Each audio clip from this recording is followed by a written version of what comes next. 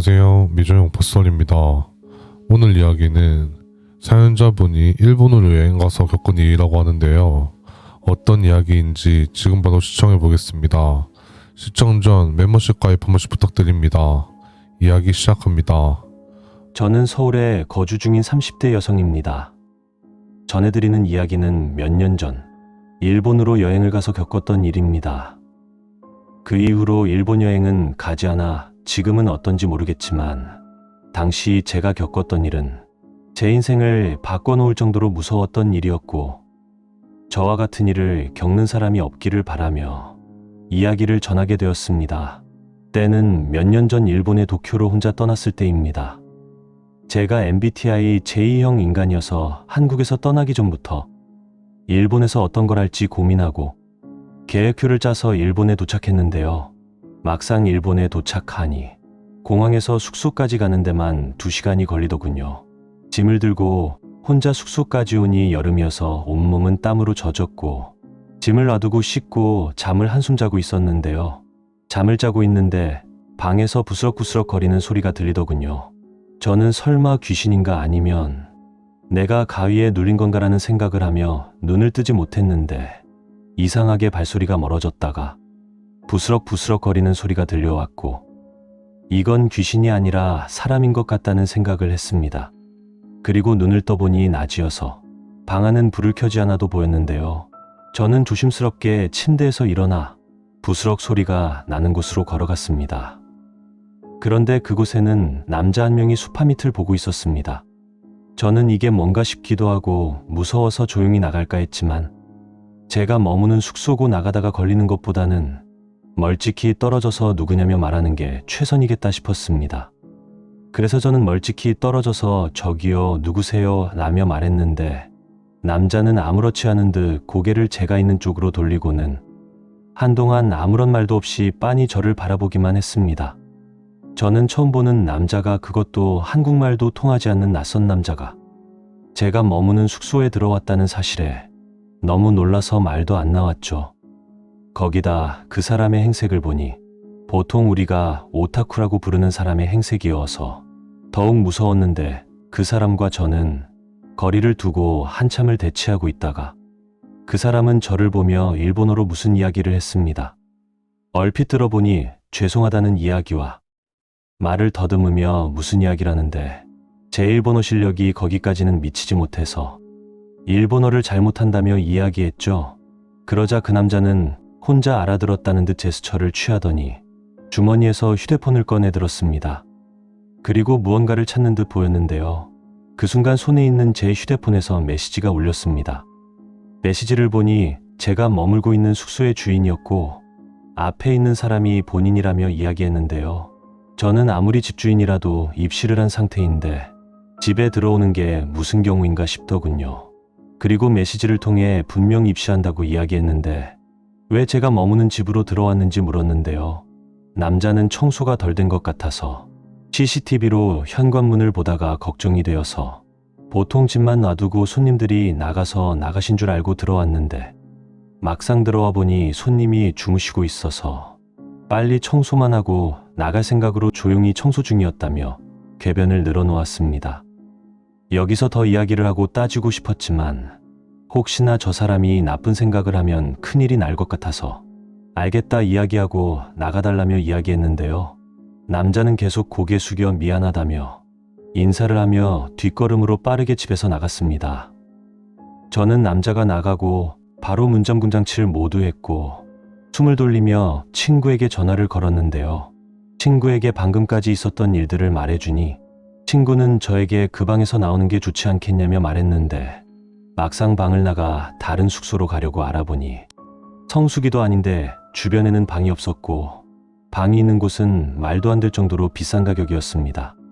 저는 그래도 친구에게 있었던 일들을 말했더니 이 상황을 아는 사람이 저 말고 또 있다는 게 마음이 편했고 친구에게는 혹시나 연락이 안 되면 집주인이 범인이라며 웃으며 이야기했습니다.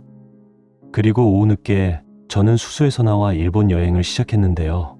북적거리는 시부야와 신주쿠 거리를 걸으며 사진도 찍고 혼자 카페에 앉아 사람 구경도 하면서 시간을 보냈습니다. 그러다 저녁 무렵 이자카야를 갔는데요.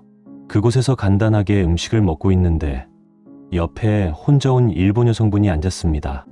그렇게 이야기를 나누다 보니 자연스럽게 말이 잘 통했는데요. 한국을 좋아해서 한국말을 능통하게 할 줄 알았고, 저는 시간 가는 줄 모르고 그분을 통해 알게 된 몇몇 현지 사람들과 만나 이자카야에서 작게나마 술자리를 하게 되었습니다.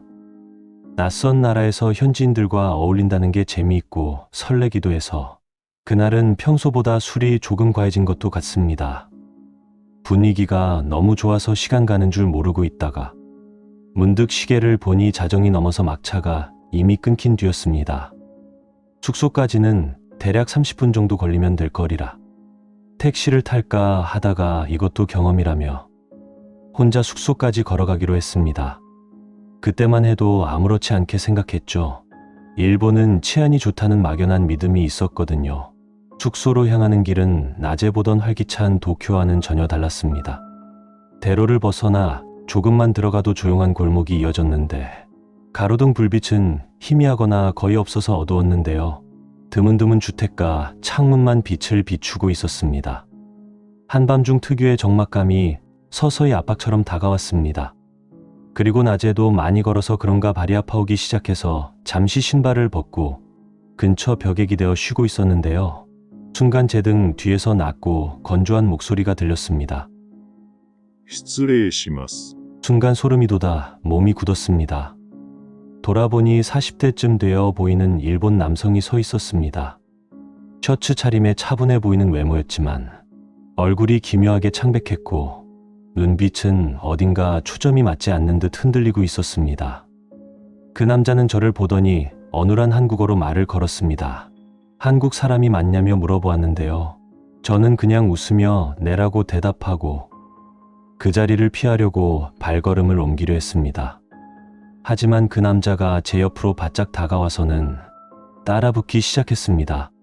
그 남자는 이 시간에 여기 혼자 걸어가면 위험하다며 이야기했고 밤에 한국 사람들 많이 없어진다며 계속해서 이상한 말을 했습니다. 저는 최대한 태연하게 괜찮아요. 곧 숙소에요라고 말했지만 그 남자는 묘하게 느릿한 걸음으로 계속 제 옆을 따라왔습니다.